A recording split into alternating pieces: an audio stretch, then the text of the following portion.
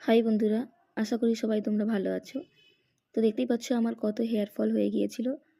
তো আমি 1 মাস একটা রেমেডি ইউজ করেছি। এই ভিডিওটা দেখে অনেকেই বলেছে, দিদি তোমার হেয়ারটা এতটা লং কিভাবে, কি ইউজ করো? পুরো ভিডিওটা দেখলেই বুঝতে পারবে। আমারও খুব হেয়ার ফল হতো, তাই আমিও বাড়িতে একটা ম্যাজিক তেল তৈরি করলাম। তারপরে সত্যি আমি অনেকবার ইউজ করার পর তারপরে আমি ভিডিওটা শেয়ার করছি তোমাদের সাথে, কারণ এই রেমেডিগুলো ইউজ করলে সত্যি হেয়ার ফল কমে যায়। এর মধ্যে আছে জবা ফুল, জবা পাতা, কালো জিরে, মেথি, মুড়ি, পেঁয়াজ, নিম পাতা, কেরিয়া পাতা।